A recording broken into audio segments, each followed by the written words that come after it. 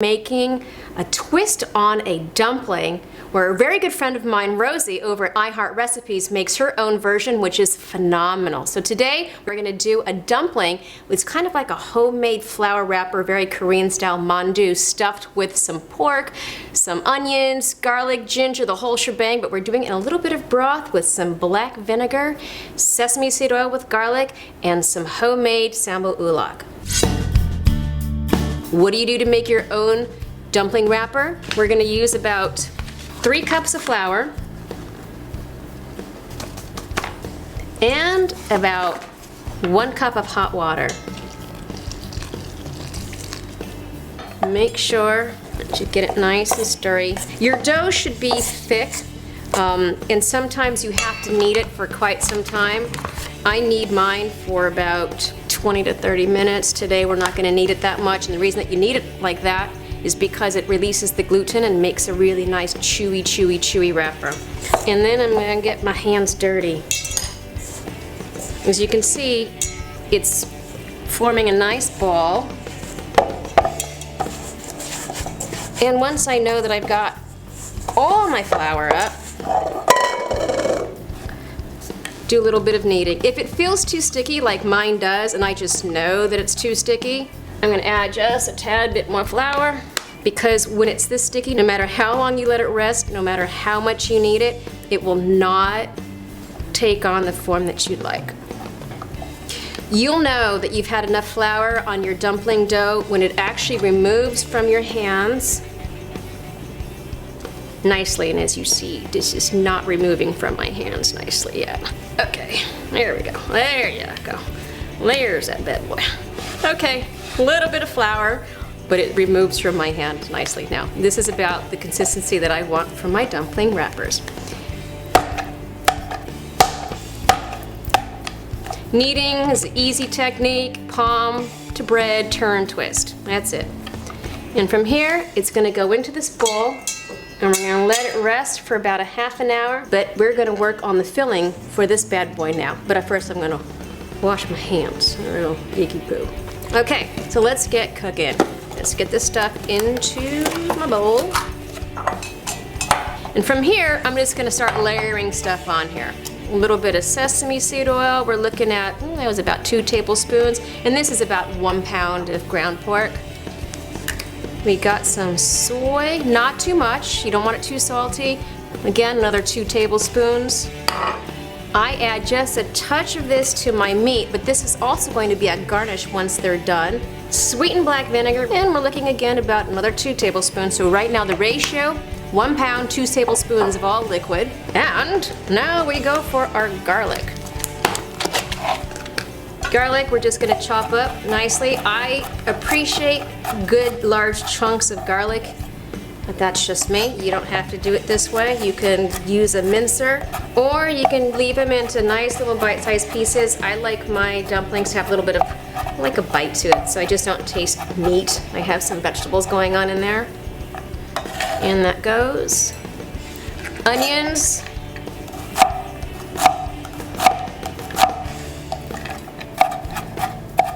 Now some people actually use egg whites when they do their dumpling filling because it kind of binds it together. I'm not into that. I peel my ginger with a spoon. Why? Because it doesn't take all the ginger away. I have a nice ginger stick without all the pieces of ginger removed. Lots of ginger. If you notice when you eat dumplings, whether they're from China, from Japan, or from Korea, you have a very predominant flavor of ginger. I like ginger, so I use a lot of ginger too. Okay, that's about 2 tablespoons. I like scallions. I could easily use a 1/4 cup to that ratio, but I'm not going to. Maybe 1/8 of a cup. In they go. So there we go. Nice and mixy. My dumpling dough has been rested. It's got some good sleep. We're going to take it out. I like to dust off my board with a little bit of flour. It keeps it from sticking. Bye-bye. Okay. And I'll do just a couple. There we go. I'm just going to roll out 1 log because you'll see how far that actually goes. And after we get into a nice log, we're going to cut it into balls.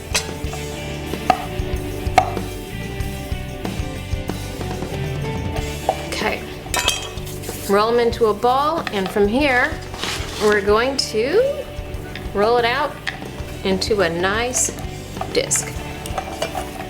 And the discs don't have to be perfect because, as you will see, my discs are surely not perfect, but our goal is not for perfection, it is for deliciousness.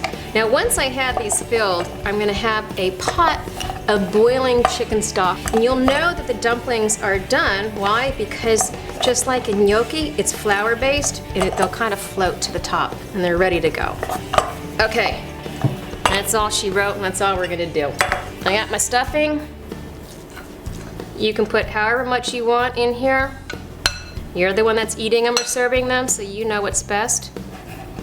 And fold them over. A lot of times I'll take a fork, crimp my edges. You can be fancier if you want to, but you'll see when we're done with this how nice they look, and being super fancy with how I crimp my edges really won't matter.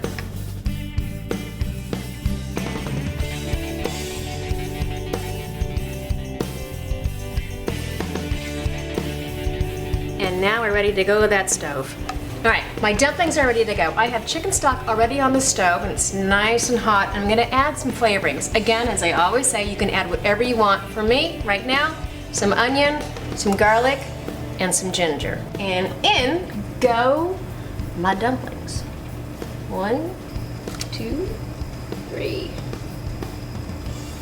You can use any type of stock that you want with this. For me, now, chicken stock. As I said before, the way that I know and the way that you're gonna know that these are done is the dumplings actually float to the top, kind of like gnocchi or anything else that you cook that has a flour base to it.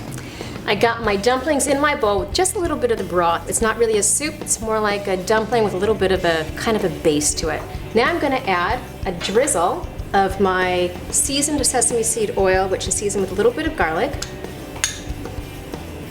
And on top of that, I'm going to give it a dash of that sweet black vinegar. Maybe more than a dash. Oh, about 1.5 teaspoons. And then I like to top it off with some burn your mouth sriracha. Now actually this is homemade sambu ulak. A little bit of that can go a long way. I like a lot of spice. Probably for me, 1 tablespoon, and then is the last shebang. Scallions, right on top. And I think it's time to give this a taste. Got my spoon, I wanna get a nice, even bite of my sambu ulak and some of that broth.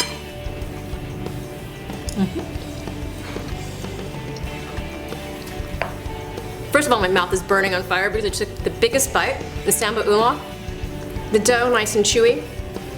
The meat, hints of garlic, ginger, scallions, that pork, super fatty, yummy. And that chicken broth gives it a nice plus with that sweet black vinegar. This is delicious. But if you want to try something a little different, check out iHeart Recipes. Rosie makes an amazing rendition of this dumpling soup, and I'll see you next week with another fabulous recipe.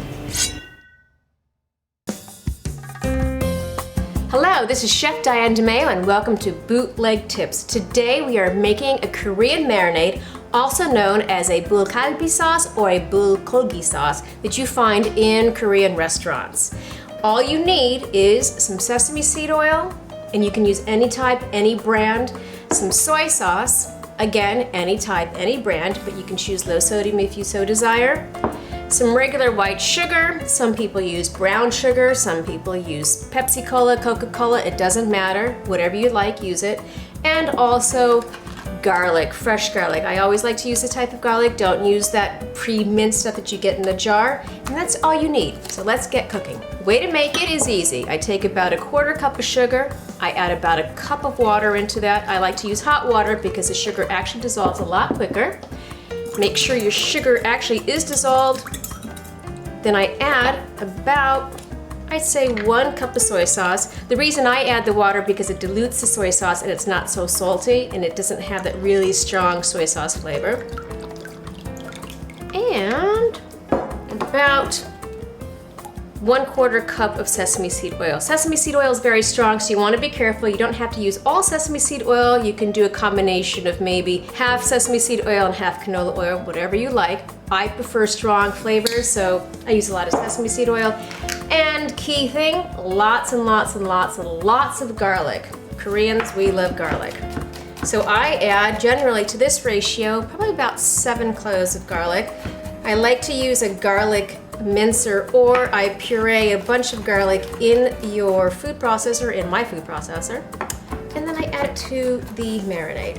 This marinade will last in the refrigerator for approximately 1 week, and you can do anything with it, whether it's marinating meats, fish, use it in your stir fry, use it as dips for, let's say, dumplings, anything, this can be used. All right, that's it. Get my garlic in, and this is ready to go. And this has been this week's bootleg tip, and I will see you soon. Hello, I am Chef Diana May. On today's sexy date night dish, we are making a Korean marinated beef using my bootleg tip marinade with rice and a fried egg on top.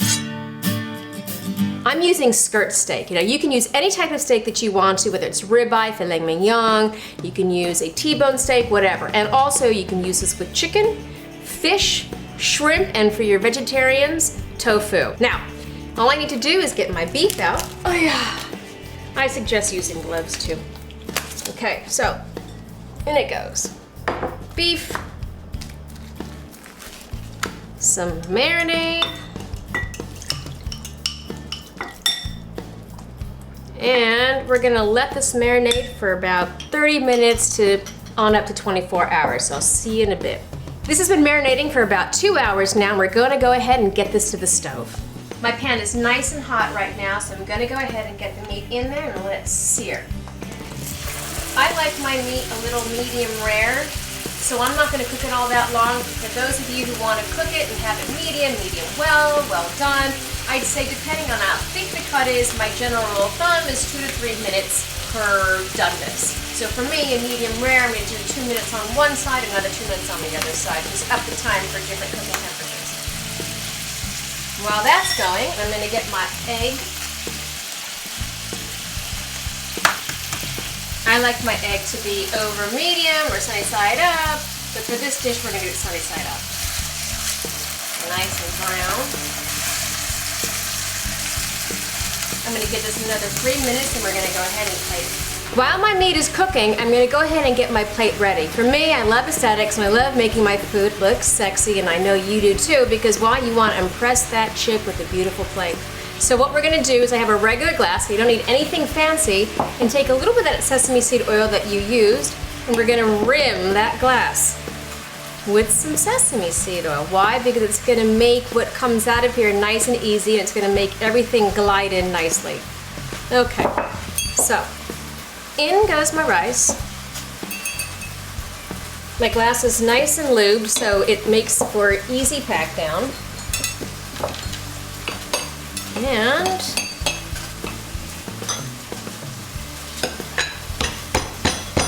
oh, it's not behaving. Maybe it wasn't so well lubed after all. Okay, here we go. Nice and out. I'm gonna set that aside. We get our steak. Look at that. Nice. It's got a lot of caramelization going on. It's nice and crisp. And we're gonna cut that.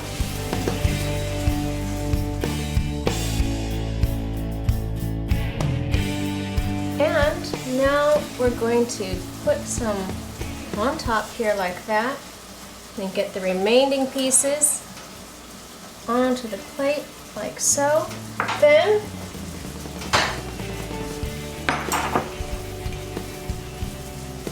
we're going to top it off with the beautiful egg.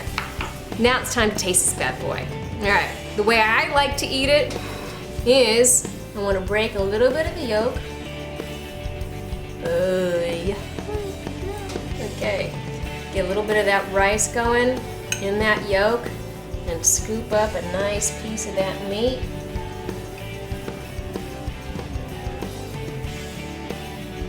this is one of the best things. The sesame seed, soy, garlic, marinated beef with the creaminess of that egg and the rice. Can I tell you? Yes, and this will get you lucky with anybody that you make this for. I will see you next week with another super tasty, sexy dish. Thanks for watching. Bye. Hello, I am Chef Diane DeMeo and welcome to my kitchen. Today I am making what Korean food? I'm making japchae, which is a traditional cellophane noodle dish, but I'm gonna do it a little bit different because I'm using rice sticks. For this japchae dish, I use a marinade that you can catch on Bootleg Tips, and this is my special version of a Korean barbecue sauce. So, what do I need to make this delicious and yummy Korean japchae? I have some hanger steak that's gonna get marinated in my Bootleg Tip Korean barbecue marinade. You can use chicken, you can use any type of beef, you can use scallops, you can use shrimp, you can use tofu, you name it, you can use it. And you can use the same marinade with all of it. It doesn't matter. The other ingredients, simple, easy, and classic. Green onion, regular onion, carrots, mushrooms, and the vermicelli rice sticks that you can find in any grocery store at any given time if you can't find the Korean cellophane noodles. But my point is you can use any type of pasta noodle, udon, soba, whatever, it's still gonna work. Okay, let's get prepping. First things first is that I'm going to get my steak into marinade. You can let it marinate overnight, 20 minutes, an hour, just marinate it. I'm just cutting it a little bit in half so that I have some thinness so the marinade goes through it quicker and it cooks quicker. I'm doing it in strips, so you can do it any way you want, doesn't matter. Okay.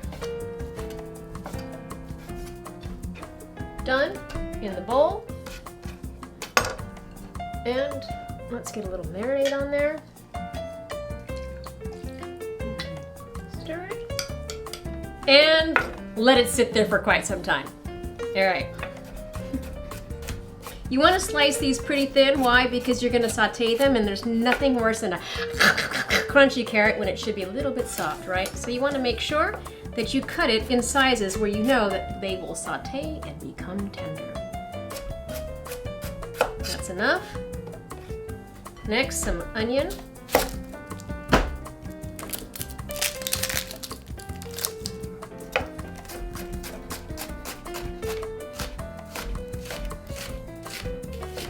Good to go, and my green onions. I like to buy my mushrooms already chopped because why? I'm lazy. But you can, again, get mushrooms that are whole. The shiitake I love putting in here. You can do a blend of mushrooms. All right, that's it. And now we're gonna get to the stove. We're gonna cook off the noodles, saute the vegetables, and get ourselves a delicious Korean japchae dish. Okay, in goes the noodles. And this is a very quick cooking process, so we just might go from noodle pot to fry pot. All right, my fry pot is on, hot, and in goes my meat.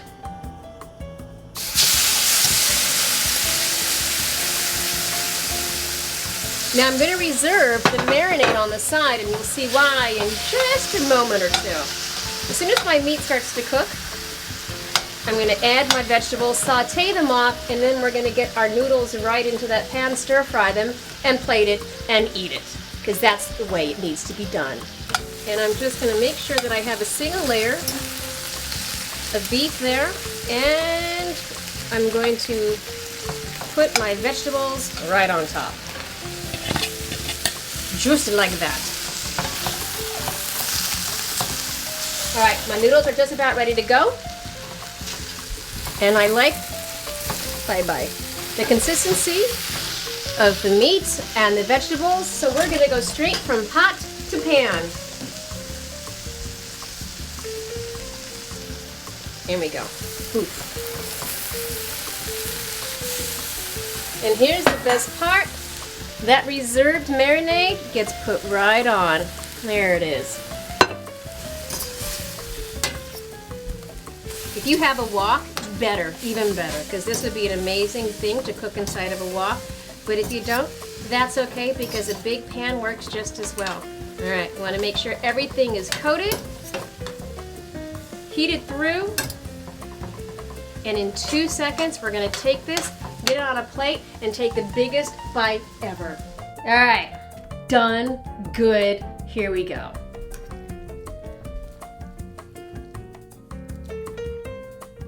Usually I like to mix in my vegetables and meat, but right now we're gonna do it a little different because I'm just a little different. There it is. Okay, some sauce.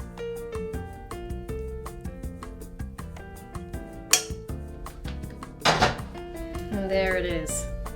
We have Korean style japchae sauteed noodle that has carrots, marinated beef with the Korean marinade, some scallions, white onions, and what?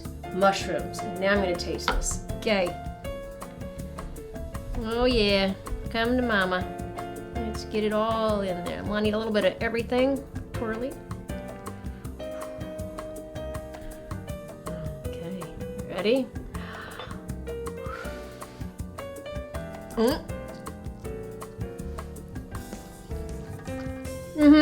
That deserves the Hall of Shame dance. Because I just put myself to shame with this dish. This is so awesome, I can't stand myself. The chewy vermicelli noodles, the Korean marinated beef with the mushrooms, the carrots, scallions, the white onions, everything put together makes this delicious. And I will see you next week with another super tasty dish. Ciao. Hello, I'm Chef Diane DeMayo and welcome to my kitchen. Today's bootleg tip is how to make kimchi. What is kimchi? It's a fermented cabbage, specifically Napa cabbage, but you can ferment any type of vegetable for kimchi. Super delicious, a little smelly, but easy to make. Napa cabbage, first thing that you have to do to make kimchi is you want to get this in salt. Why salt? Because salt does a couple of things. It actually dehydrates it, removes the water from it, and makes a stabilized environment so that the right bacteria can grow in it. So first thing is cut it, and you don't have to be particularly fancy in how you cut it. It's all going to end up kind of smashed in a jar anyways. Then what we want to do is get it into a bowl. I use any type of salt. There's a lot of rumors about what salt not to use or what salt to use. I'm Korean. I grew up in a household. My mother really didn't give a damn what kind of salt we use as long as there was salt on it. This takes about an hour for the water to be removed from the cabbage, and once that happens, we're going to drain it, squeeze it, and add all the other essential ingredients to the kimchi. It looks like I'm putting a lot of cabbage in here, and I really am, but once all the salt removes the water, it's gonna go down by at least a half, if not a quarter of the cabbage that's in here. So let's set this aside and give it an hour. It's been about an hour and my cabbage, as I said, has shrunk by half the volume. You just have to rinse it, squeeze out the water, and add the other ingredients. What are the other ingredients? We have garlic, lots of garlic. We love garlic. And garlic and kimchi, there's no other way to do it. Ginger, ginger goes in here as well. I use lots of ginger. And the essential key ingredient is Korean pepper flakes, coarse or fine. You can buy it in most Korean stores. They have two different types, different sizes. You need this to make kimchi, and I do mine vegetarian style or vegan style, where I don't add any type of baby shrimp or fish sauce to it, but you can add whatever you want to give it that extra kick. So let's get over to the sink, wash it out, then add the other ingredients. Cabbage is rinsed, squeezed out. I'm gonna add everything else. I like my kimchi spicy, so I'm gonna add a lot of red pepper, ginger. You can actually you can put all of your ginger and garlic into a food processor so it comes out nicely minced. If you don't do that, you can easily chop it up, it doesn't matter. I don't suggest that you buy garlic that's already pre-cut because it always has such a nasty flavor, and that's just something that you don't want. Remember, lots of garlic, lots of ginger. Once all of this is in, I'm gonna mix it. Kimchi takes about 24 hours, if not longer, to ripen, and generally it takes the temperature of about 72 degrees in sunlight or a light environment in order for the good bacteria to foster. If you don't want it to ripen right away, then you want to keep it in your refrigerator or in a dark place. In Korea, we used to take big vats, kind of like ceramic, big bowls, put kimchi in it, seal it really well, and dig a hole in the ground and bury it. And it would be fresh for months until you dug it up. And that's how we used to do it in Korea. All right, got all my garlic in. Mix it up. Ooh, that's hot. Okay. And as you see, nice color.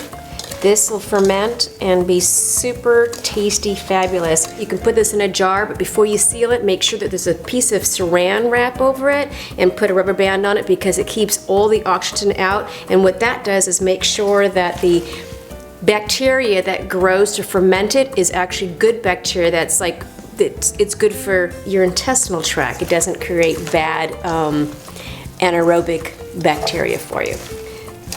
Airtight, this stuff will explode on you once it starts to ferment. It will leak all over the place, so make sure there is a bowl underneath you and you're ready to go. This has been a bootleg tip on how to make kimchi, so tune in next week and you'll get another amazing bootleg tip without the red hands. See you soon.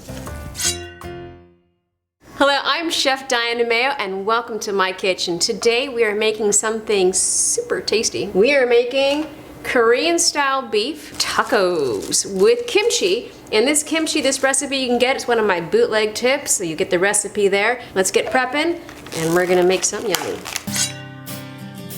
This is a short rib that gets cut up. I like to buy it already cut up so I don't have to worry about it. Not much more expensive than regular beef. But you can use chicken, you can use fish, you can use shrimp, you can use anything that you want to fill your yummy tacos with. I do a basic kalbi marinade, a little bit of sesame seed oil, it's like 2 tablespoons, just a tad bit of soy, and sometimes I'll add sugar to it. Today we're not going to, but we're gonna add tons of garlic. Key to Korean barbecue, garlic, garlic, garlic, garlic. I think that's the key to all Korean food. We always have amazing breath. Get it nice. Inside, and we'll do one more. And it's just amazing how easy this recipe is because once I had that meat marinated, and sure you can let your meat marinate for, I don't know, half an hour, 2 days, 24 hours, but the bottom line is, once I get all this inside, we're gonna give it a nice, lovely toss, and we're gonna go right to the stove. Tacos in minutes. In we go. Hands are always the best way of mixing meat.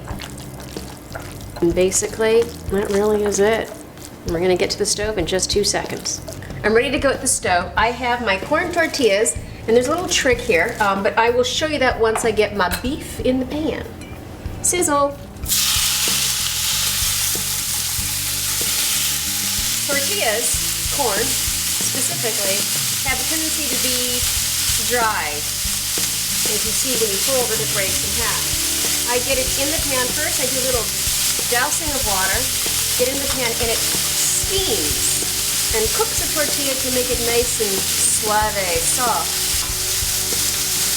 See the steam coming off that bad boy?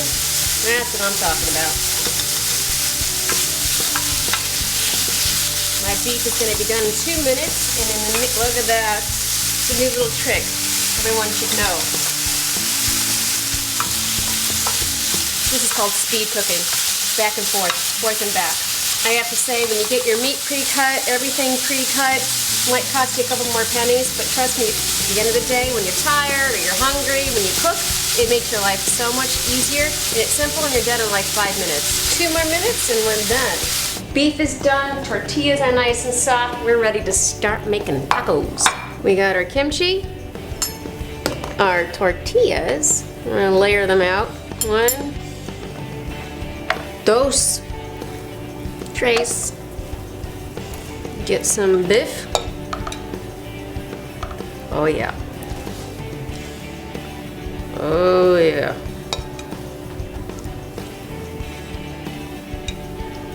It smells so good. I can't stand myself.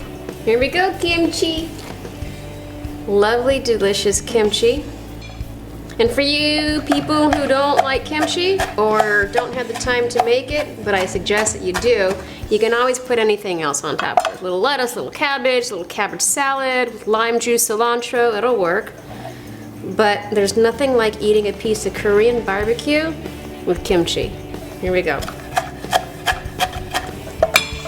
This is Korean barbecue beef taco with the kimchi slaw, which is super delicious. And now I have to eat it. I just have to. There we go.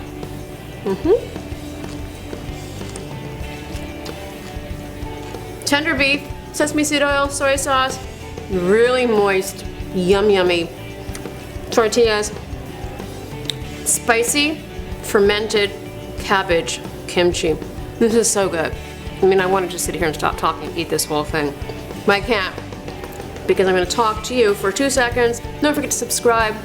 You get amazing recipes like this, fun with a twist, and I will see you next week with a new recipe. Ciao. Hello, I'm Chef Diane Demay and welcome to my kitchen. Today's bootleg tip is gochujang. What is gochujang? It's a traditional Korean red pepper spicy paste, generally made with rice flour, sugar, and water cooked down to a gelatinous paste. What are we doing with it today? We're making a nice sauce that you can use with anything, basically vegetables, fish tacos, steak, whatever it is, it's gonna work. Where do you get this red pepper paste? You get it in Korean grocery stores. It's like this dark, wonderful paste that you can hold upside down and nothing happens to it. We are going to add scallions, sesame seed oil, and some garlic. All right. So I'm gonna mince up my scallions really nice. And if you don't have scallions on hand, don't even worry about it. You can omit the scallions, you can use sesame seeds, whatever it is that you like. I'm gonna get a little bit of sesame seed oil. I usually use about 2 tablespoons depending on how much of the gochujang I'm actually going to use. Sesame seed oil, especially if it's pure, is very strong. And in goes my gochujang.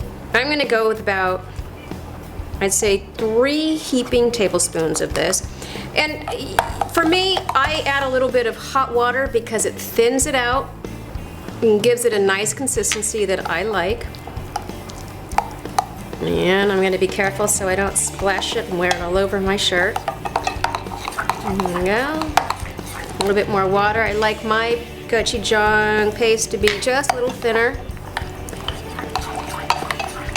Smells good. Okay, and last but not least, I will add just a tad bit of fresh garlic with my handy dandy little tiny little thingy here. And that should be enough. All right, in goes the garlic. Last stir. And you have instant Korean sweet red pepper paste, also known as gochujang, that you can put on anything. So good. This has been your bootleg tip for the day from me. And I'll see you next time with another amazing bootleg.